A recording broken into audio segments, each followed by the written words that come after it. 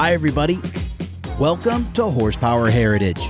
I'm Maurice Merrick, and greetings to all of you listening from places like Milwaukee, Wisconsin, Albuquerque, New Mexico, Tualatin, Oregon, Calgary, Alberta, Canada, Maya, Portugal, and Crewe, England.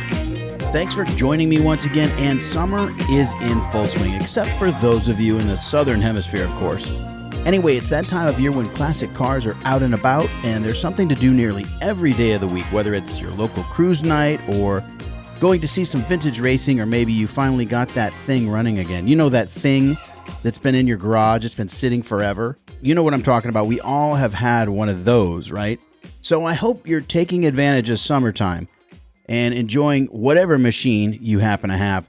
And today's episode has a definite summertime flavor. So let me give you the background.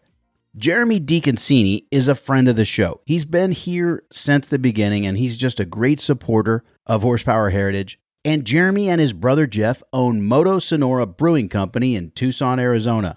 And not long ago, Jeremy got in touch with me, and he said, hey, Jeff and I are going to be riding our motorcycles out to California this summer, and would you like to hang out? And of course, I said yes. So that was the seed of today's show. The idea was we would all ride our bikes to this landmark restaurant in the hills above Malibu, which is called The Old Place. And we'd have some beers and some steaks and record an episode. Well, it didn't quite work out that way. Not exactly, as you'll soon hear. But we had a great time, and we talked about motorcycles and brewing and local history and a bunch of other stuff. So this really is an episode not simply about motorcycles, but about the places they take you and the people you meet. And I want to thank the proprietor of The Old Place. His name is Morgan Runyon. He was a great host, and he sat down with us for the first part of the afternoon. If you ever want to visit an authentic Old West landmark just miles from the hustle and bustle of Los Angeles, you've got to go to The Old Place. I'll put a link in the show notes. And thanks again, Morgan. And if you're in Tucson and you want to beat the heat, mosey on in to Moto Sonora Brewing Company and have a cold one. In fact, you might want to crack a beer while listening to this episode. The Flying DeConcini brothers of Moto Sonora Brewing. And that's coming up right after this.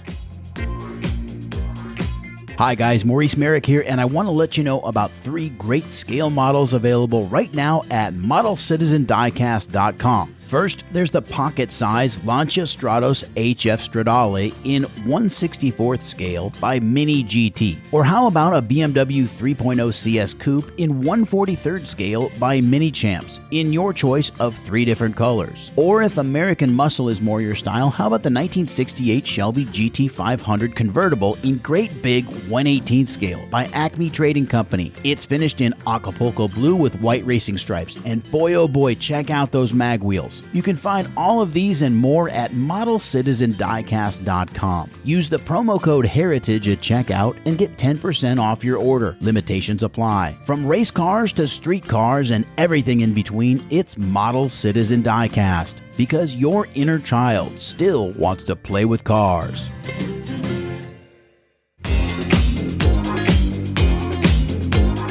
And we are rolling. Dear listeners, thanks for joining me again. We're here at The Old Place, which is in an area called Cornell, California. You'll be lucky to find it on a map, but it's actually a pretty famous spot. And I'm here with Jeremy and Jeff DeConcini, the guys from Moto Sonora Brewing in Tucson, Arizona, and the proprietor of The Old Place, Morgan Runyon. We're sitting out back behind a shack in a secluded area. You're going to hear peacocks in the background. You may hear like a Porsche GT3 blast by once in a while because there's a lot of hot cars that come up and drive Mulholland Highway here. But we're going to be talking about motorcycles, brewing, restaurants, all kinds of crazy stuff here. It's going to be a departure from our regular episodes. So anyway, guys, say hello to everyone. Jeremy, thanks for being here, man. Man, Maurice, thank you so much for having me. You know, I'm a huge fan of the show, and I'm just couldn't be happier to be here. Yeah, very excited to be here as well. Hey, Jeff. And this is Morgan, and super stoked to have you guys here at The Old Place and see how this all pans out. Super happy to be here. Oh, yeah, it's going to pan out. If it doesn't, we'll just start all over. But where I want to start, you guys, is, first of all, Jeremy and I have been corresponding for a few years now because you're a big fan of the show, and I really appreciate the support. And I think we're like-minded in many ways. But this was your idea. You said, hey, you were going to take a motorcycle trip into Southern California, and let's meet up and record. And you chose this spot, which is perfect. And Morgan, let's talk about the old place. Your dad opened this spot, in the early 50s? The restaurant opened in 1970. My dad bought the building in 68. It took him a few years to kind of convert it. Prior to the old place, it was Hank's Country Store. So it was the country store and Cornell post office, which operated from like 1908 until the mid-60s.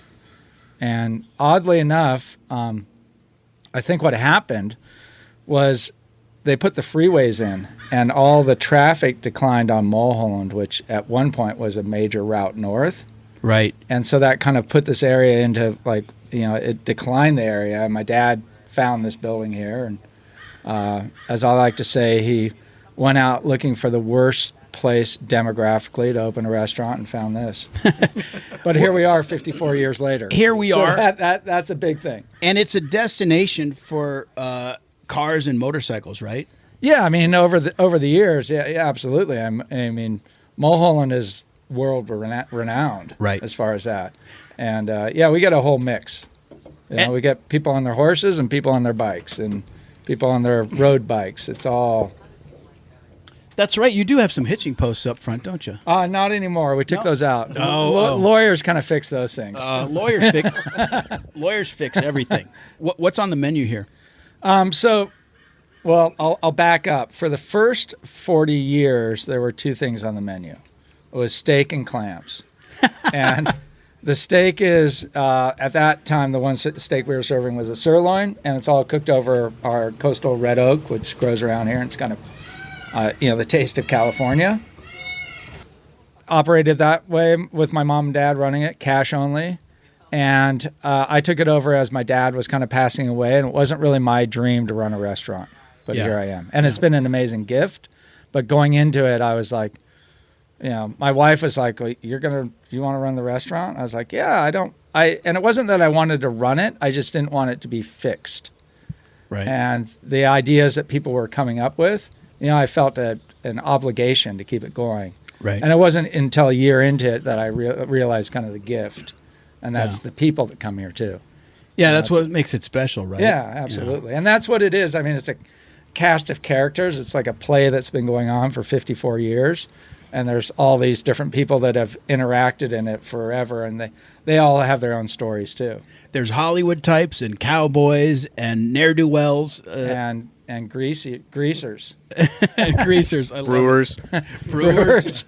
Yeah. The inside of the building is so tight that the band plays behind the bar, right? It is so tight that the band can walk around. And there are certain times, because we do a seating time, where they're not even allowed inside, because I equate it to like we're a ship that's listing to port.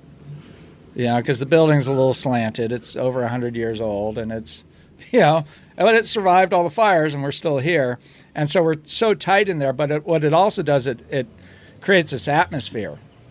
And I kind of equate it to, it's almost like when you go to a party, the inside of the restaurant is the kitchen at that party.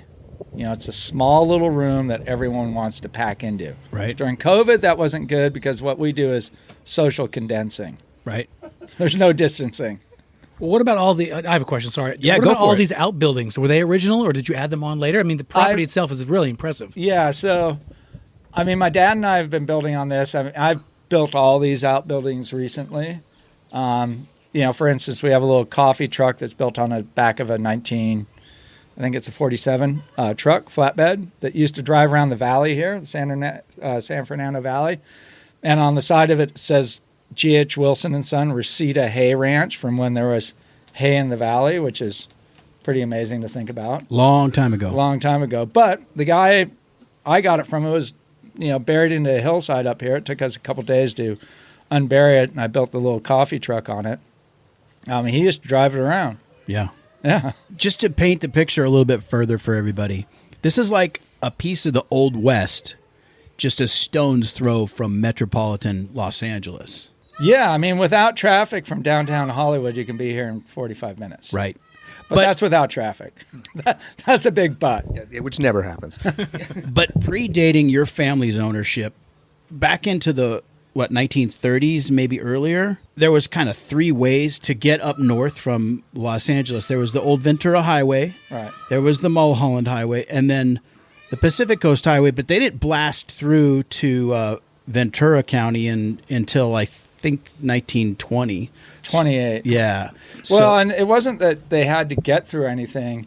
It was a ranch. It was Right. a cattle ranch. And so the But I mean, restaurant- like blasting through Point Mugu Rock. Oh, yeah, Magoo Rock. Yeah, but I mean, it was, May Ringe owned Malibu, and she, Right. tried to keep it private and kind of didn't win her battle in the end. Right. And eminent domain prevailed. Exactly. Yeah. But so the point I'm making is, I mean, it really is, when you think of the West, it's a great piece of Western history. Absolutely. I mean, that's what I think we serve here is, the first thing I like to think we serve is history, Yeah. and then a really honest meal. Well, it's a beautiful spot, Morgan. I'm sure it's been very, very good to your family. Oddly enough, I mean, my parents worked really hard here. My sister and I grew up like sleeping in the car, and that was, one of the reasons I wasn't as keen. And when I was going to take the restaurant over, my dad was kind of in the process of passing away, and I told my mom, and she said to me, "Please don't do that." And I was like, "Why?" And she's like, "Well, you saw what we went through, and you've got a young family, and it takes you away from them, and you're gone." I'm like, "Well, I'm going to do it a little differently. I'm going to kind of evolve it to its next spot," which we have done, and given our location, that's what we really got going for us. Yeah. Well, and it looks like you maintained the character and the history of the place while evolving it. So it seems like you've done a really good job of keeping it true to what it is and what it needs to be or wants to be, but also kind of taking it beyond, the suffering that your parents probably went through. Yeah, well, I mean, I like to look at myself that I'm the best fort builder from Malibu, and this is like a giant playground in a sense, but it's also got all these historical bits woven into it. Well, I remember the first time I came here, I was living in Malibu in the 90s, and my landlord knew I was a car guy and knew I liked the Steve McQueen film Le Mans, and he was like, you need to go to this place called The Old Place. And, there's no internet really then, and he gave me directions, maybe wrote them on a piece of paper, and I showed up here on a night, and that building next door was abandoned, right? Like there was no doors in the frames, and it was kind of gnarly. And I just moved from Tucson, basically, and I had this vision of what LA was, and then to show up here, which was the absolute opposite of what I thought, LA was, in a really, really cool way. I came in like, steak or clams, and there was like this one-eyed guitar player rocking out on an acoustic guitar, and no stage. I think he was just sitting in a booth that wasn't occupied and just going. I think I bought a CD. I wish I still had it. Anyway, and I just have this vision of this place, and obviously it's improved and it's nicer, but like I said earlier, it's maintained its character.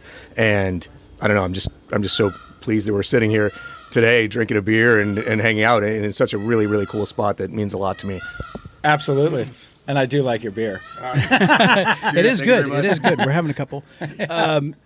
Morgan, you mentioned wildfire. You're in a pretty bad spot where fire is concerned. I mean, we're surrounded by some pretty rough terrain and eucalyptus that goes up quick.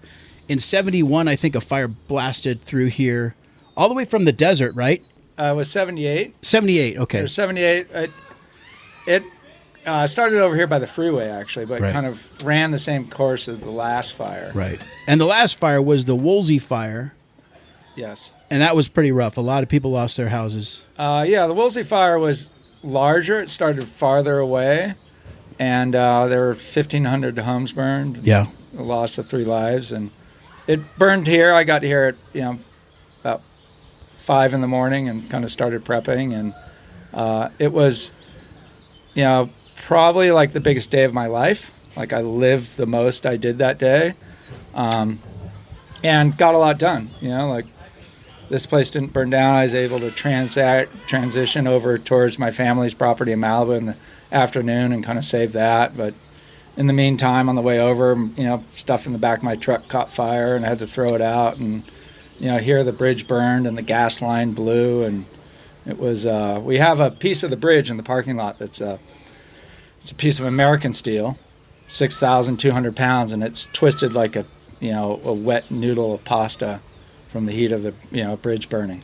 Wow. Yeah, it's pretty amazing. It's a good kind of like memorial to like just remember, it's the happen power of again. fire and what it can do. Yeah, well, right, and it's part of our cycle. Yeah. It's guaranteed it will happen again. Just so people know, the bridge that Morgan's talking about is just a stone's throw from us. I mean, it was right there. Oh, yeah. Like, Yeah. You don't get that's as close a call as it gets. Oh, no, the bridge, the bridge and the gas line going, I mean, it was, it's like a stone throw with your left arm or your opposite arm. Non-dominant arm. Yeah. Non-dominant arm. And did you have LA County Fire here making a stand with you? No. They had kind of gotten, unfortunately, a bum call. Yeah. Yeah, and that night, which no one knew, but the chief had, kind of made the call that they weren't going to do structure protection, right, and they were only going to save lives. So the last fire truck that came through was about 7 a.m., and I was out front hooking up hoses. I'd already hooked up to the hydrants. And, they said, hey, you need to evacuate. And I was like, oh, I'm not evacuating. Let's do this. There's another hydrant there. And they kind of like, we got to evacuate, be safe. They drove off. And that was actually a good kind of liberating moment for myself because I knew, okay, it's kind of what my dad's always drilled into me. That was the fifth fire I've fought in these hills anyways. It's like, you've got to be able to, be responsible for your own safety. And, you're going to be the one that's kind of maybe change the course of what you have around you. So you said, back to that point, you said you got here early in the morning at 5 a.m. What to prep for the fire. What does that mean? What did you do? I did everything I could think of. Like sometimes there was two things. I was driving here. I live in Topanga Canyon. And I went to sleep the night before looking at the fire across the valley and thinking, wow, if that wind comes up, it's going to be crazy. I went to sleep thinking, I don't know if I'm going to get in the game tomorrow, because I was like, my wife and my daughters, she's like, you're not, I was like, no. And then I woke up that morning at, it was like 3:20 or something. And I thought I had poison oak. And I went into my bathroom. I turned on the light, put some cream on. I looked down and I was like, oh, I don't have poison oak. I was like, oh, that's my dad getting me up. So I went down, I loaded all my hose in. And I drove here, and on the way here, I got to Las Virgenes, Malibu Canyon, and I looked north, and it was like the sun was coming up, but it was in the wrong place. Yeah. Oof. Yeah. Wow. So prepping was like a lot of things. I got here, I had 2 hoses that were nearby, and so I took a Rainbird sprinkler and screwed it onto a 2x4 and shoved it way up into the air. And I was like, well, this is an area, if I can keep water going here, I don't have to deal with that. Stupid things like, oh, I should shut the trash can lids on the dumpsters because those things, like, they go up there. It's a pain in the ass getting. So it's like, oh, I should move everything out so my hoses aren't getting caught when I'm running around the building. And, the other thing is like, I was like, I'm not going to drink beer. I'm going to drink water today. It's the little things. It's the little things. Right. Yeah, I mean, all those little things do. That's good prep. Right. Yeah, they all do add up. I picked the wrong day to stop sniffing glue. There you go. Right. Yeah. Well, and I guess there's no hard feelings. I see you wearing the LA County Fire shirt, so I think you guys are all No, not at all. simpatico. I mean, listen. I mean, I know for a fact if like someone had said to them in 2 weeks' time there's going to be a fire that burns through this area, like you couldn't have the resources to do anything. It's just too big. What stops the fire is the ocean. That's right, the Great Pacific Fire Break. Yeah. So I mean, it's just and it's actually what you do beforehand too. It's prep stuff. Was that the same fire where they had all those llamas tied up at Zuma Beach Oh, and yeah. everything, like all these animals down on the beach? I saw the photos of that. I was like, man, that looks horses, apocalyptic. ponies, everything. Well, we're glad it's still standing. It's a fantastic spot. It's the oldplacecornell.com, right? Absolutely. With yes. 2 L's. 2 L's. 2 L's, all right. Yeah. So we're in the little town of Cornell. Fantastic. Well, we're going to be in a little bit to have maybe some steak and clams. Yeah, I think we got to stick to tradition here. Yeah, that's right. Absolutely. Thanks for having us. Yeah. We'll get right back to the show, but I want to take a moment to ask for your help. If you enjoy the podcast, then please consider supporting Horsepower Heritage with a donation. For instance, how about $1 an episode? That's just $2 a month, and that helps me continue bringing you the stories and interviews you enjoy. Go to buymeacoffee.com/HP Heritage and join other fans in supporting the show with a donation. That's buymeacoffee.com/HP Heritage. Thanks for your support, and now back to the show. Isn't Morgan cool? He's awesome. Yeah, He's man, really fantastic. cool. Great stories. Yeah. So nice to be here. And let's talk about how you got here. We got a lot to cover today, and we're going to be all over the map, you guys, but I want to talk about the motorcycle adventure. You plan to, ride bikes out here. That was the plan. It didn't quite go We as... mostly rode bikes out here. Mostly. Yeah. Yeah, we did the hard part. Yeah. So the idea was we were going to all ride together, meet here, record this podcast. I know you came in on your R75/5. My brother Jeff has his R1200 GS, and I have a recently acquired, sort of rescued from an abusive relationship, Ducati ST2. And I had ridden it a grand total of 5 miles before we took off on the trip. So there are obvious, problems with that any person could see coming. But, life is an adventure, and certainly it was an adventure yesterday. And we did make it, but there were, probably 10 roadside stops, fairing off. What's going Stops on. implies that they were optional. Yeah, non-optional stops. Non-optional stops, yeah. Go ahead. Where did you start? Tucson, Arizona. Sorry, we started at the brewery. I left the bike at the brewery, and we met at the brewery. We're at Moto Sonora Brewing in Tucson, and we met there at 5:45 a.m. because we wanted to beat the heat. It's summertime in Arizona, and it's rough. And then we left from there, and honestly, the first 2/3 of that trip weren't that bad. We had cloud cover. It was early morning. It wasn't that hot. We even got a splash of rain. I thought we were home free. And then, the Italian bike gods started acting up where it would just cut out. The ignition would just cut out and then start up again. Okay, that's fine. And they would do that maybe once every half hour. And then occasionally it would happen 5 minutes in a row and then come back. And then occasionally it would just stop and die. And then I'd go to the side of the road and then I'd be able to restart it. But then somehow the battery's also not charging. So each start on the side of the road got a little slower, a little more till it was dead. But Jeff wisely brought one of these jump packs. So we, every stop, pulled off the fairing.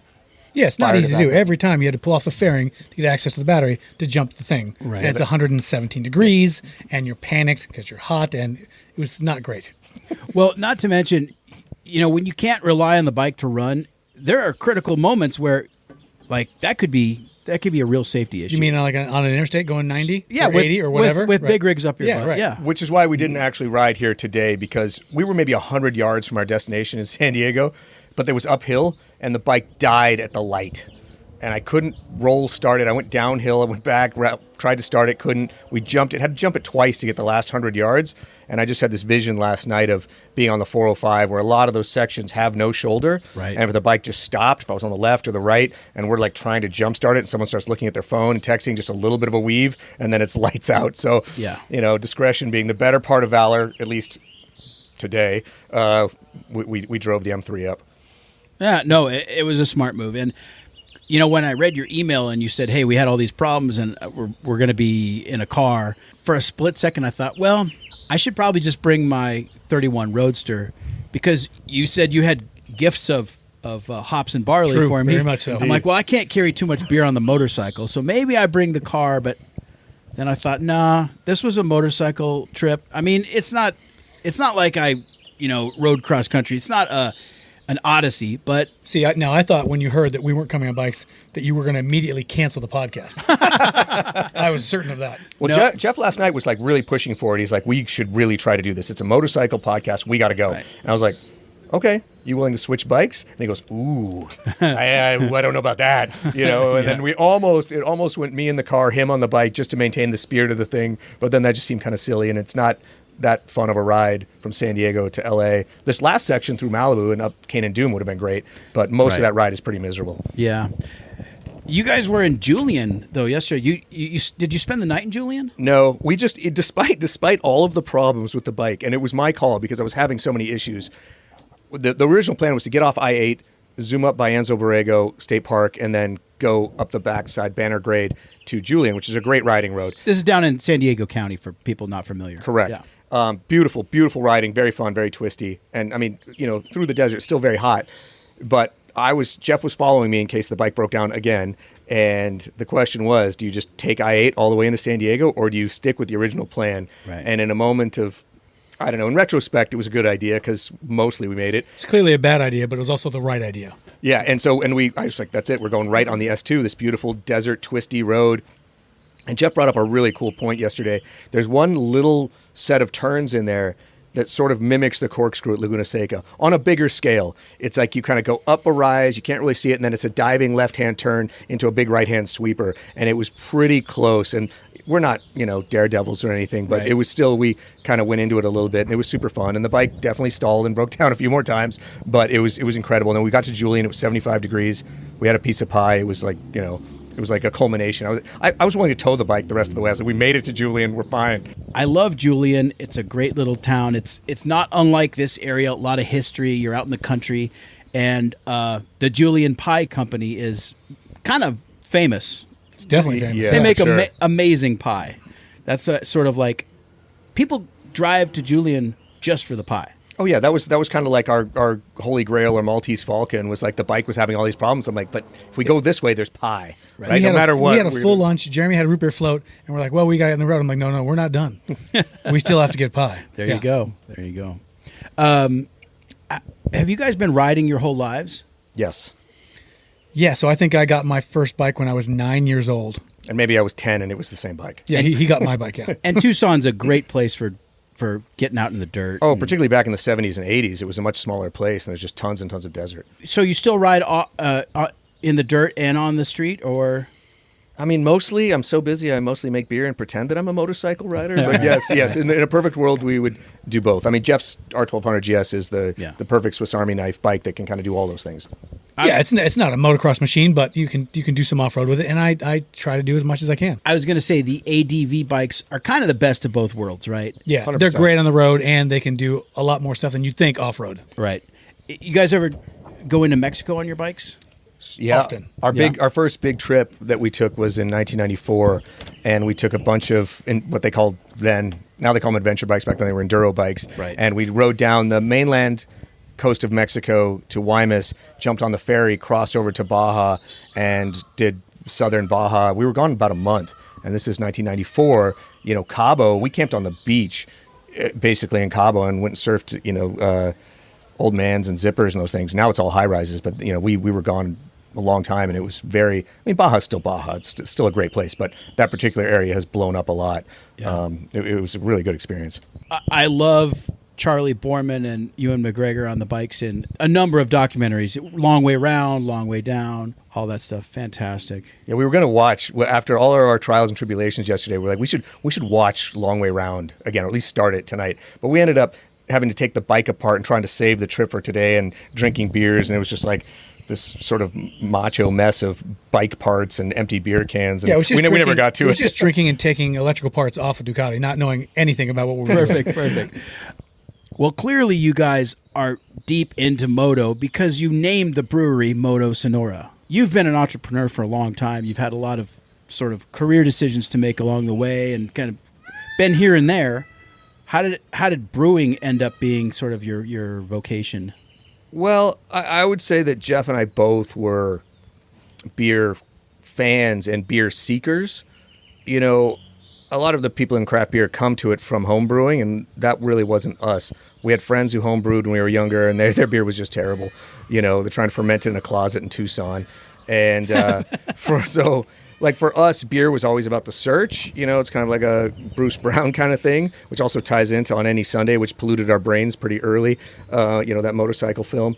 We've done all these sorts of travels on motorcycles and in cars and in various places in the world. We sort of realized that the beers that you encounter along the way are an integral part of the fabric of that sort of travel. Right. And then from a business standpoint, I was living in San Diego during a time when craft beer was blowing up, and I was working in industrial real estate and in a very brewery heavy area, and I helped a friend of mine open a very small brewery. Yeah, go ahead, guys. I tried to make it quiet. It just didn't work. It's all right. We've got peacocks, we got airplanes, and I'm going to crack this beer. This is your Superleggera Italian Pilsner. Yeah, and for those who don't know, an Italian Pilsner is sort of a small style of beer that a bunch of breweries in northern Italy in the 90s were taking German Pilsners and just hopping them up a little bit. Right. So it tastes like a European beer. It's got a lot of noble hop character, but it's hoppier than anything in Europe except maybe in northern Italy. All right, here we go.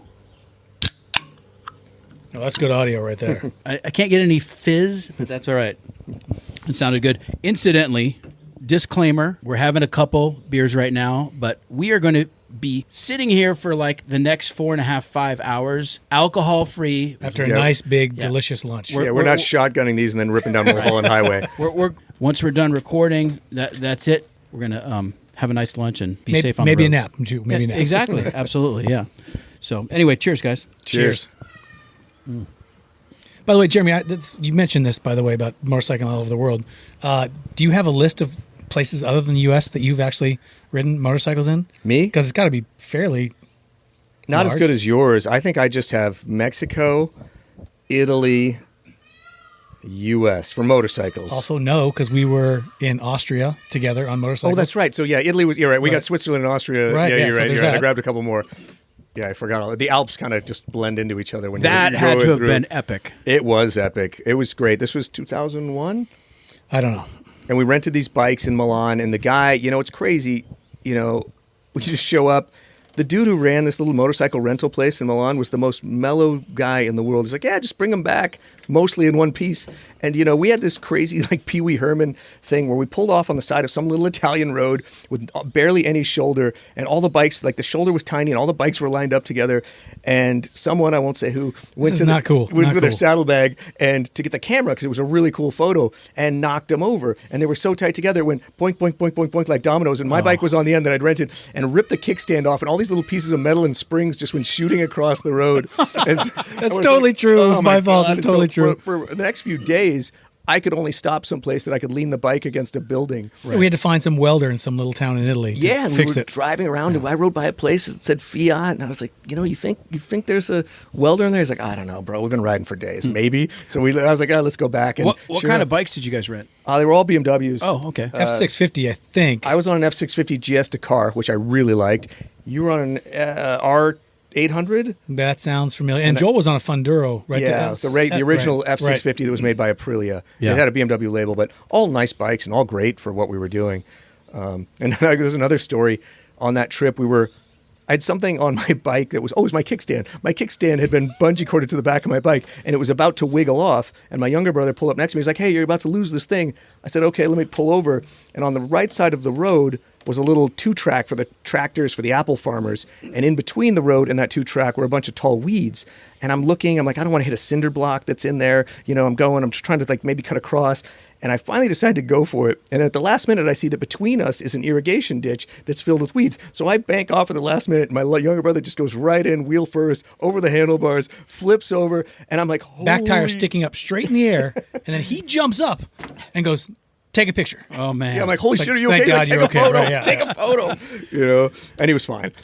And the bike was fine. Yeah, it was very bizarre. Good.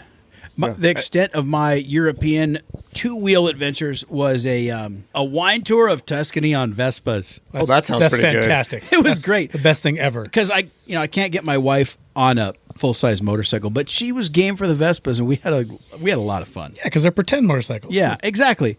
And it was just kind of an Italian moment, so ciao. For sure. When we were renting the bikes, we're in Milan, and we're going over the thing, and I don't know, maybe signing the paperwork. This dude rolls in, and I think he needed some work done, or maybe he was paying a bill. I don't even remember why he showed up. But it looked like, a movie.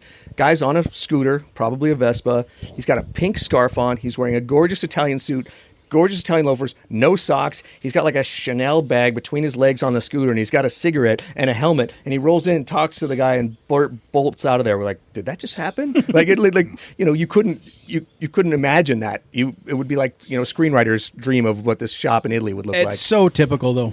Oh, yeah. Yeah, the place lives up to all of its billing. Italy's an amazing place. Sure. I have to tell you guys a little bit of a disaster story on a motorcycle. and it happened today on my way over here, coming down Pacific Coast Highway. I'm lane splitting, not crazy. I'm just getting through a little bit of heavy traffic section, and I twist the throttle, get ahead of the pack, and my backpack, which is strapped to the seat behind me, gets sucked off the bike. It must have worked itself a little bit loose in the course of my ride. And anyway, and this is the backpack with what in it exactly? What's in there? The recording gear we're using right now. This very moment. So I feel it go. I look in my mirrors, and this Tesla is like under hard braking and kind of swerving a little bit to miss the bag. Meanwhile, I'm like setting up for a U-turn at the next traffic light, and I've got a lot of traffic coming at me. And the light cycle is such that I know it's going to be a while. Now, what you want to do is you want to make an immediate U-turn and rescue it as soon as possible before another group of cars comes and destroys everything, right? But I couldn't really do that.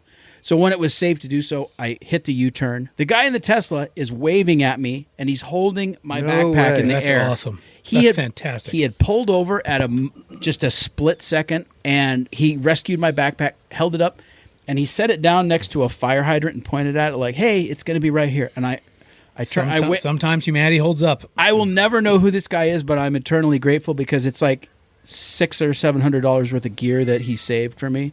You're lucky you even noticed it coming off at all. Like, if you hadn't, it'd be gone. Oh, I know. And be miles down the road. And we wouldn't be sitting here recording right now. Like, this whole thing would have been it would have been a bust. So, well, if he's a fan of the show and makes it to Tucson, I'll buy him a beer. So, if you're listening out there, sir, in your Tesla Model S Black, I really appreciate it. Thank you so much. You saved our day. We also appreciate it. Yeah, no kidding. All right, so I've got to do a quick little size up of this Super Leggera Italian Pilsner. It's just the right balance of bitter and crispiness. Does that make sense? 100%. No, a lot of brewers use crispiness to describe lagers in particular. That's kind of something they're going for. I should mention that you guys you weren't able to like chill these down. No. And I think, tell me if I'm wrong, tell me if I'm off base, but in evaluating a beer, it's kind of nice sometimes to drink it slightly cool, not cold, because the flavor profile, if it's a good beer, it won't ruin the flavor profile. I agree. Yeah. Yeah, 100%. Yeah, like the flavors open up a little bit more the warmer it gets. Right. Yeah. Right. You can cover up. If a beer's really, really cold, your taste buds go kind of numb. So that's why people love cold beer. It's easy to drink. But if it warms up a little, you can really experience that in a better way. And you can hide the sins, right? But for sure. Yeah. Yeah. I mean, obviously, there's the perfect way to serve beer, and almost every beer you ever have will not be served the perfect way. So beer's good that way. It's enjoyable, in a lot of different scenarios. I have a question for you, if you don't mind taking a step back for a second. You told us earlier that you came to motorcycling late in life. So briefly tell us, because I'm curious about how people end up on two wheels. Oh, yeah. Because it's an amazing story for most people, and people who know about riding swear by it. So how did you get there? There's not much to it other than when I was 19, I walked into Iron Horse Motorcycles in Tucson. Quite familiar with it. I was on the phone with them today. And Marty, God rest his soul, was still ran the place. And anyone who knows BMWs in the 80s and earlier will know who I'm talking about probably. If you were a Western BMW rider in those years. He was a character. In the Western character US. Around the Southwest for sure. Right. So, and there was a sparkling, immaculate R75/5 in the showroom. And this was in like 1990. Long story short, I didn't get the bike, but I did get a 69 1600. Yeah, the Neue Klasse, like what became the 2002 that everyone freaks out on now, like the early versions of that. Exactly.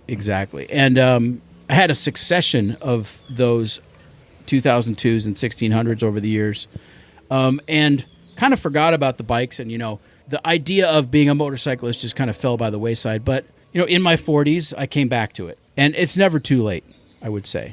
No, it's absolutely never too late. It's funny you mention that because I had a neighbor that lived with me. He's now dead. But he would see me going off on weekend rides all the time. And he was 70. And he came up to me someday and said, hey, listen, you know what, Jeff? I'm like, what? He's like, I'm going to buy a motorcycle. I'm like, Dick, I don't think you should buy a motorcycle. He's like, no, I'm doing it. It's like, I've always wanted one since I was a kid. And at 70 years old, he ended up buying 3 motorcycles, went on a bunch of rides with us. And then when he was 81, I helped him sell all his bikes, and he had the best 10 years of his life. And he's like, I wish I'd done this earlier. That's a great story. It's an awesome story, yeah. And he's long gone now, but Right. it was a great way. You're never too old. It was his battery tender that was on the Ducati at the brewery That's before true. we left. That's definitely true. There's a lot of guys in their 60s, 70s, and even 80s who are like iron butt riders. They are still just... Jeff's an iron butt rider. It's insane. Yeah, I don't Yeah. recommend that really. Yeah. You've heard my interview with Paul d'Orleans from the Vintagent, right? Oh, yeah. Yeah. That was a great one. Thank you. Yeah, I didn't even know about that website or what he was doing and before that podcast. That was like an eye-opening experience for me. You guys, if you haven't heard that episode, go check it out. I don't know the episode number offhand, but just scroll back through the archives there on whatever podcast app you're using and listen to that interview with Paul. He is such an interesting person. He's an artist, a writer, a technically minded guy. The Vintagent is a fantastic world to delve into, but the reason I bring him up is like he'll ride super vintage bikes, really old bikes, thousands and thousands and thousands of miles. And it's easy to sort of like get into this comfort zone with motorcycles where you want a big, stable, heavy bike that's got a stereo and all the bells and whistles and, crazy things like a front brake. That is crazy. Lunatics. And a foot shifter. Yeah. But if you really want to get sort of visceral, you buy a pre-war motorcycle or even just like a mid-60s British bike. That is a very serious way to ride a motorcycle, and riding is such a sensory experience. It's such an intense sensory experience.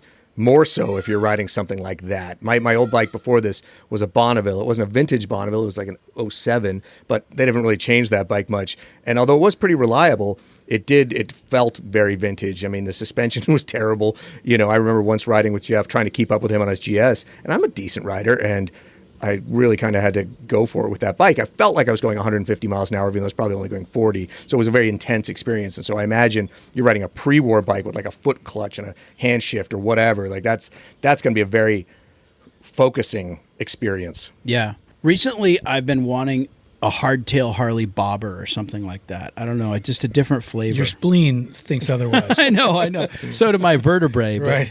But yeah, I kind of want to go... I want to go primitive. I think the drum brakes on your BMW are, fairly primitive.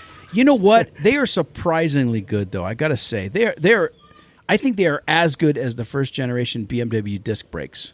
I really do. If they're set up right, man, they grab. Yeah, I believe it. And I practice emergency braking. And I don't think you told everybody what you're riding, by the way.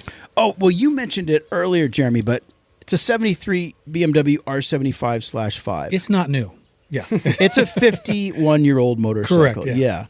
And I treat it as such. I don't abuse it. I don't try to exceed its performance envelope by any means. And I am a little bit of a chicken because I don't have time for skin grafts or vertebral surgery, so I'm pretty careful on it. But well, that's the nice thing about vintage bikes, and it's the same with vintage cars. We used to have an old Mini Cooper, and you drive that car, you're going very slow, but it feels like you're going very fast. It's an intense experience. And the same with vintage bikes. You don't have to push them very hard to really have a good experience. You put me on a new BMW race bike, and in order to even touch the limits of that thing, I've got to be going, 200 miles an hour, which is not good for human bodies when they impact stationary objects. It's so true. I have a really good friend who has attended Keith Code's Superbike School. I've done that one. Yeah. And he's gone, I think, 3 or 4 times, and his normal bike is a Ducati. That's what he rides. But at Superbike School, they've got BMWs. Yeah, the S1000RR. Exactly, which is a total monster. It is a monster. Did you guys? I don't know if you've heard my episode with Valerie Thompson yet. I don't think so. She is the land speed record holder for females. And she's an S1000RR rider. Right on. But what is the record, by the way? I got to know. 248, something like that. That seems like a lot of numbers. But not on that bike. Right. In a fully encapsulated Streamline. streamliner. But So I went through the Keats Codes Superbike School, and it was all that same very bike. And one of the highlights of my motorcycling, maybe life career, was spending a weekend at Laguna Seca on that bike. And it is a terrifying bike in terms of power. But back to kind of your story about your drum brakes on your BMW, the guys at BMW, or guys, gals, whatever, do a really, really good job. I mean, that bike, and maybe this is bad news, but it feels safe. It's got ABS, it's got some traction control, it's still at 180 horsepower, and it was a race bike. It didn't have a speedometer. I don't know how fast I was going on the straight Laguna Seca, but it was fast. But it wasn't the bike's problem. It was mine. I think that bike would actually take care of you on some level. It was a better bike than I'm a rider. Right, and it departs from BMW's long-standing tradition of engineering, which is a shaft drive. That bike has a chain drive, which, like, for obvious reasons, the high performance. Yeah, it's just squeeze every horsepower you can. Direct link to the pavement. With minimal changes. What I like about my R75 is it's a super reliable, incredibly stable platform. It's got modest performance, but at the time it was a high performer.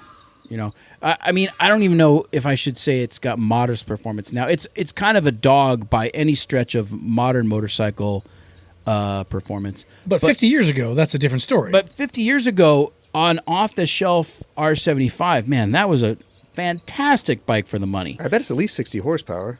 Yeah, and mine is a little bit more because it's bored out to 900 cc. So, and it's got fantastic loud pipes, which you don't hear on those bikes very often.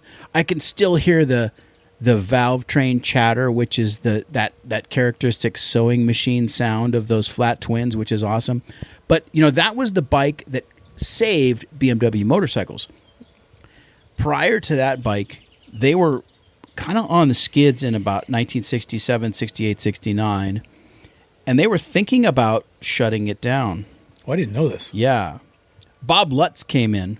Bob Lutz, GM Bob Lutz. Yes, exactly. Wow. American car executive. And for a time, he kind of... Bob's claim to fame with BMW motorcycles is that he sort of tailored them to the American market. So that's why you have the toaster tanks, the chrome-sided We gas did that? tank. Oh, because, we like chrome. Yeah, and so he kind of made them a little bit more flashy. I would love to have an R90S, another, landmark BMW bike. There's a guy that comes into our bike nights that has one, and it's gorgeous. I had an R90, not the S, in college, and that bike was great. It had plenty of power. I could go on road trips. I would hang with anybody modern at that time. I guess the 90s, it was an old bike then, but I'm a huge fan. Were they all done in that sort of orange sunburst thing, or is it just most of them? So some of them were I think, Daytona orange and silver.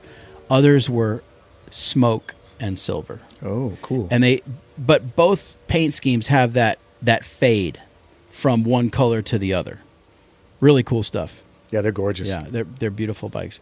Great vintage motorcycle. Undervalued, I would mention. I think still in the market today compared to other performance bikes of the period. For sure. So, I want to talk more about the brewery. I'm really because happy to. Unfortunately, I haven't been there yet, but tell us about it. We tried to fabricate an experience it's not too far off from where we're sitting now, a place where people would come in off of the road and have a beer and, just sort of, even if you were local, you didn't have to come too far away. It felt like you really went somewhere. I mean, we're sitting 30 miles from downtown LA, but it feels like we're in the middle of, we've gone on a huge adventure. Right. And so that's the sort of vibe we tried to create. And so that includes motorcycles, it includes cars, it includes vintage racing. And the foundation of that is the highest quality beer we can possibly make. I mean, we're very serious about beer making. I mean, we love the brand, we live the brand. We were on the side of the freeway on a broken down Ducati yesterday. But, the foundation is to make very, very good beer. I'm not saying we're the best in the world, but if we could be, we would be. We're really trying in that regard. I kind of regret missing the microbrewery revolution because I think it would be a fantastic business to be in. And I'm sure there's still room for that. Oh, I think there's always room for high quality beer. But I mean, straight up. It's complicated. It's manufacturing. It's hospitality. It's marketing. It's I think they say to be an entrepreneur, you have to be kind of stupid, because if you really knew how hard it was, you'd never get off the couch. But once you're committed, you just find you plumb the depths of your work ethic and your intellectual abilities and try and come up with a solution. And it's incredibly challenging, but also incredibly fun. I mean, from the brand part of it, which we're kind of talking about now, to the chemistry, the microbiology, the metallurgy, to try and make a good product. There's just no end to the challenge in a positive way. That's just you can if you're bored making beer, then I don't know, man. You got to maybe become a Navy SEAL or something. I don't know. Let's talk about the division of labor, because it's one thing these cans look fantastic. Your graphic design and your branding, that's all awesome. Then the product inside is terrific, but there's the business end of things. There, you have to have a brewmaster, you have to have supply. I'm really interested in the entrepreneurship aspect of it. So how do you manage all of that? That's a great question. I know it's I'm kind not of a sure big we are. question. Yeah, we're trying to every day. We sort of have a philosophy that everybody at the top end has to be able to do everything, right? Whether it's facility management or procuring supplies, detailing down to the pennies what supplies cost, and shopping. It's sort of everyone does everything, just to keep our head above water and to like I said, produce the best product we can. And it ebbs and flows depending on who's having a particular freak out at which particular time. We're like water, we flow where we're needed. So, because it's so demanding, between Jeff, myself, and my wife, we've all had different roles at different times in this place, depending on who had the capacity, who had the enthusiasm, and who had the emotional stability to sort of make it work. And so, it depends. Like right now, I'm kind of leaning in, or I've leaned in. Jeff and my wife were in big in the beginning, and then they took a step back maybe a year ago or 18 months ago. Then I leaned in really big, and then now I'm starting to crack, and now they're both leaning back in to sort of pick up the slack where I'm sort of falling down. Needless to say, the last 4 years have been interesting. Yeah, a little bumpy. Yeah, a little unusual for the business world. So It probably kind of rang a bell for you when Morgan was talking about how his parents were working so hard, and the kids were sleeping in the car, station wagon. right? Yeah, Totally. absolutely. Because you definitely put in the hours. Yeah. I mean, I sold my house to make this work. Well, it was really our house, but I was living in it. I was getting ready to live in the brewery at one point, And you got to be willing to do that if you're an entrepreneur and, well, quite honestly, personally guaranteed on the loans. One of my favorite axioms, I guess, the harder I work, the luckier I get. For sure. And it's so true. Put your shoulder to the wheel. Yeah, just dig deeper. Yep. And you'd be surprised. You think you're at your limit. And it's a little bit like endurance sports. If you're an ultra marathoner or whatever, I'm sure those guys hit the wall all the time. And they go a little bit deeper. Yeah, they you just find gotta something else. dig a little deeper. Totally. By the way, you guys, I have to apologize for what you're hearing is the California State the California State Garden Implement, which is the gas-powered leaf blower. And speaking of ultramarathons, he's been going for like 3 hours. Yeah. He was farther away before, but he's really impressive. He's cleaning the shit out of something. There's a lot of leaves. We can't see it because it's over a fence, but I had this same problem when I interviewed Johnny Lieberman from Motor Trend. Oh, yeah. We did it at his pad in L.A., and there were like 4 blowers blowing at one time. It was like, we can't work around this. We're just going to have to go with it. Yeah, power through. So, but my listeners are incredibly forgiving. I mean, people know I try to get the best audio quality I can, and sometimes it doesn't work out. But Yeah, because you still want to be in cool locations, and so you have to deal with exactly what life gives you. Yeah, that's my thing. I love going on location, and I don't plan on stopping that anytime soon. So you're just going to have to deal with it. Yeah, this would be a very different experience if we're in downtown LA in some soundproof podcast booth. Absolutely. Yeah, the audio quality would be great, but it's not as good a story. All right, so what moto trips have you guys not taken, but you want to? Well, it's not a motorcycle trip, but I think if we could get our act together, I'd love to put together a Moto Sonora team for some of the Baja races in Class 11 VW Beetle. This is something that's approachable. We're never going to run Le Mans. We're never going to be an F1. And for people who don't know, like the Class 11 Beetle is I'm not sure how to categorize it, but it's the entry level. It's the simplest way to get out there. Right. It's El Vocho. It's a stock 1600cc Volkswagen Beetle that was known the world You're not really over. racing. You're just running. You're just doing the course. Right. You just want to finish. Yeah, survival. Right. It is a survival thing. Yeah. No, that would be perfect.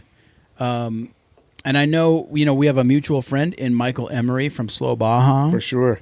And he's got his thing going with his Slow Baja trips. I'd love to go on one of those. Also, it's not like a full-on racing thing, but I'd love to go on one of his vintage trips. In fact, we talked about taking my 1989 BMW 325 iX on that trip. It's a four-wheel drive BMW 3 Series, not a lot of clearance. We'd had some beers. He swore I could make it. Take lots of pictures. Famous last words. Yeah, exactly. We can make it. We can make it.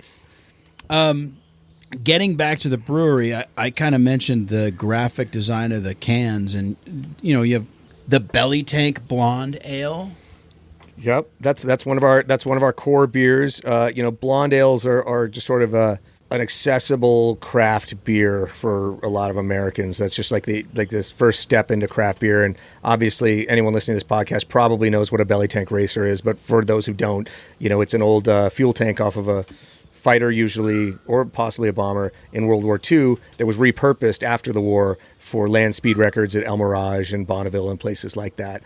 I would call it a variation of an English summer ale. It's a very light, easy drinking, a little bit floral, a little bit hoppy, nothing crazy. Like I said, very approachable, very crushable, as they say in the business. And then the next one is the Testarossa Hibiscus Ale. Yeah, it's a raspberry hibiscus ale, and Testarossa, as you know, in Italian means red head, and so when you pour that in a glass, the hibiscus we use makes it really just pop. It looks like Kool-Aid, and the head is actually kind of pink. It's a beautiful beer, and it's a fruit beer, so you have to kind of be into that. But the people that love that beer are very passionate about it, which maybe is really good for something called Testarossa that mirrors other things called Testarossa. People are very passionate about. Yeah, definitely. And then what else we got over there? Well, we have your friend Michael's Slow Baja Mexican Lager that we made together. Yeah, and I'm incredibly proud of that beer. There's a ton of like our story. Did we talk about the story in Africa with the German immigrants? And no, everything? actually, we actually didn't get there. We have not done that yet. Any place you go in the world, a lot of times, if the Germans got there first, they've got a pretty good beer scene, and Mexico is like that as well. And so a Mexican lager, these Mexican breweries are basically German styles that they've adapted to the New World. And so this was our version of that. And it drinks crisp like a Pilsner, like we talked earlier. I like crispy beers. I like dry, bitter beers, but it's got a little bit of corn, a little bit of rice. It's a New World lager like the Mexicans do, and I think it turned out great. We have a few more. We didn't bring them today. Another core beers that we have in cans. We have one called Fog Lights, the hazy IPA. It's probably our best seller in cans. And then another one, West Coast IPA called Victory or Death. Really, really hoppy, really bitter. Like, I love that beer, but it's not for everybody. But it does sell well. I noticed there was conspicuously absent was an IPA, so I was going to ask if you had one. Not possible for any brewery open today. You got to have IPAs. Yeah, for sure. Yeah, definitely. Yeah, I just wasn't sure what you'd be. What I didn't know your beer taste, so I wanted to make sure that it was all accessible. And I had to bring Slow Baja. I like them all. I'm in the same boat. But it's crazy how IPA is so dominant. Yeah, you got to have 2, 3, 4 sometimes IPAs on. Why is that? I don't know. But I think it's like hot sauce. I think once you start putting Tabasco on something, it's just like an arms race with your palate. Good analogy. Where you're just I like putting that. more and more, and you're like, more habanero, more Scotch bonnet. Give me the Carolina Reapers. Yeah. I think that's just kind of and I'm the same way. I love hops. I mean, I like pulling it back. Last night I was drinking like a dry Irish stout, so I love all beers for sure. But if I just reach for something, it tends to be hoppy. Well, the problem, though, with IPAs is that they really clash with a lot of different foods. Yeah, you got to be eating spicy. Yeah. Yeah, I mean, the IPA drives the bus. Right. When you're drinking one. It can blow your taste buds out, and then you're not enjoying your meal. For sure. Yeah. If you eat, I probably wouldn't do an IPA and just even a cheeseburger. But I would do IPA and Indian food, or Thai or whatever. Yeah, it's just a civil war between blowing your taste buds out, right? What can dominate more? Right. We do a lot of beer pairing dinners, and if we were gonna have a cheeseburger, we'd be drinking Belly Tank Blonde Ale. Yeah, your meal had better go hard if you're gonna drink an IPA. 100%. So, do you find in the brewing business that people really demand like sort of I don't want to say an infinite variety, but do people want a finely divided beer menu? Does that make sense? Or sure. I think so. I think in the world and distribution, maybe not. They just buy IPAs. And in the tap room, the IPAs sell the most too. But I think to have a well, at least me, I'll speak for myself. If I go to a brewery, I like to see a wide variety of styles, and I like to see how well they're executed, even if they're not my favorite. They also like experimentation. They want to know what's new and what you're trying too, right? Everyone comes in, and most people come in and say, "Hey, what's new and weird right now?" And we try a lot of stuff. We have a prototypo series that we do of stuff that we're trying. Prototypo, perfect. Yeah. I think we're on number 7. Yeah, number 7 we're right now. Which is what is that again? That's our It's a mango. Yeah, it's like a guava strawberry blonde? guava Yeah, thing. something It like that, turned right. out all right. It's nice. It's still nice, drinkable. Probably beer. won't do it again, Yeah. but yeah. So we try stuff out in the prototypo series, and people want to come in and say, "Hey, what's new in the prototypo series? What are you trying?" And if a prototypo goes really well, then it gets a proper name. Yeah. Because, you're trying to Right. brand these things, and you don't want to waste a really good name on something you're never going to make again. So you just call it prototypo number 7, and if it goes well, then it gets a name. And your customers are driving the bus, right? I mean, Yeah, and the numbers don't lie. I mean, people will come in and demand that we make sour beer, and then you make a sour beer, and it doesn't really sell. So and again, we still do it because sometimes it's nice to experiment and see what we're capable of. It's kind of like, concept cars. We just try something, just see what we can pull off, and if it doesn't sell, that's fine. Just because we learned something as brewers, but it's tough because the loudest voices are not necessarily the people who actually come in and buy beer. right. Any thoughts to a Belgian? Yes. Yeah, we have a Belgian Tripel on right now. Oh. Yeah. The problem with Belgians and this is just sort of a manufacturing industrial process issue.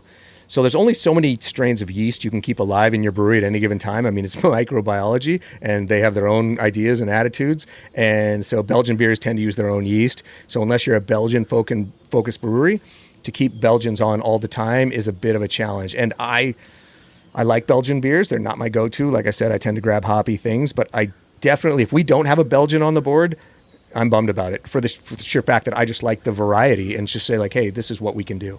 Yeah. Well, that also is another beer that's it comes out swinging. Yeah. Just like IPAs. It's a unique flavor for sure. It really is. Yeah. So Yeah, and they're usually a lot of the good ones are very dry, very carbonated, but have tons of flavor and tons of ABV. yeah. Yeah. Let's talk about the theme inside the brewery, right? Because this is through and through motorsport and the love of high performance and all of that. And your customers are kind of learning about your passion for that. Yeah, 100%. I mean, we originally, when we were opening the place, we were on a budget, so we just got some vintage racing photos. There's some really cool one in Monza, I think 58, Grand Prix. Just some stuff that's just commercially available, but cool. And people who didn't otherwise know these sorts of things learned, what's this? And you explain. And then so you could sort of open up a younger person's eyes who they appreciate the aesthetic of it. And then on the motorcycle front, we have virtually your exact same motorcycle in the tap room that belongs to Gabby Giffords because she can't ride anymore, former U.S. Congresswoman who was injured. And that bike we were going to rotate bikes through there, and we still do. But once we got the opportunity to show that bike, that's part of our permanent collection, shall we say. But you can see when a little kid comes in, with their mom, and I'm guessing, I know the kid's not a motorsports fan, they're 4.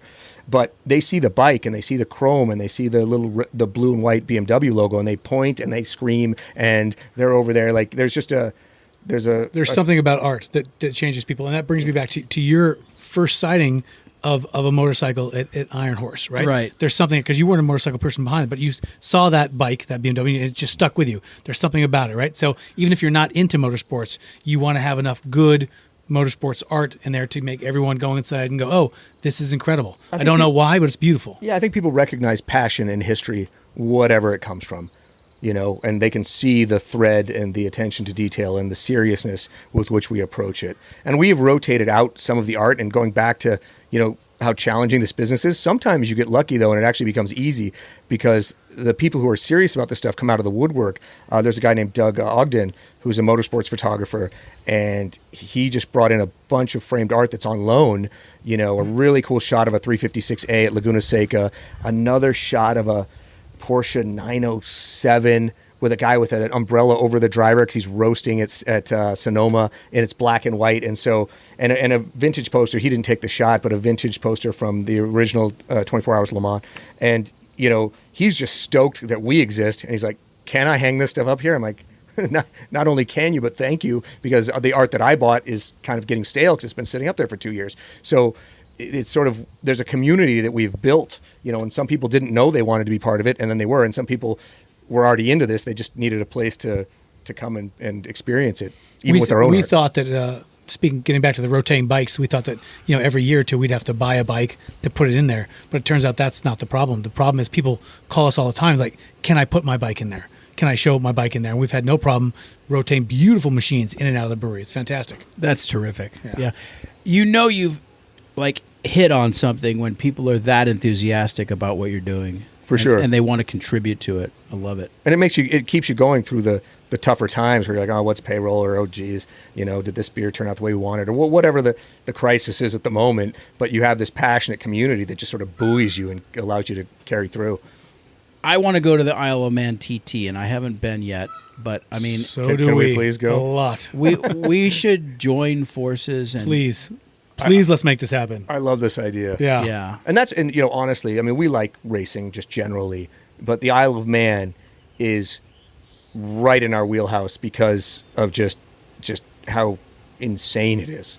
Right. Yeah, talk about passion to the next level. Like, that's what that is. And it's also, I mean, it's dangerous, but it's also accessible because, the real pros try and avoid it, but, a guy who has a butcher shop in England can go race that thing and he's serious about it. It's like, it harkens back to the old days of motor racing where there was like the sort of what they called the amateurs, the gentleman racers, people who weren't athletes. Like, I have all the respect in the world for F1 drivers, but they're professional athletes. That's NBA, NFL, that kind of thing. There's no way for me to really relate to that, but I could kind of somehow a little bit relate to like an Isle of Man racer, and I really appreciate that. Just unreal what the hand-eye coordination, the steely resolve to put that bike where it needs to be within a hair's breadth of stone walls. Anyone just needs to go watch 5 to 10 seconds of any video of any TT, and they'll go, oh, that is insane. Yeah. And incredible. There's nothing I can say that will begin to capture how thrilling and dangerous and scary and like 180 miles an hour, like right next to a house. Brushing houses. 6 inches from a house. Yeah, someone leaves their mailbox door open, you got problems.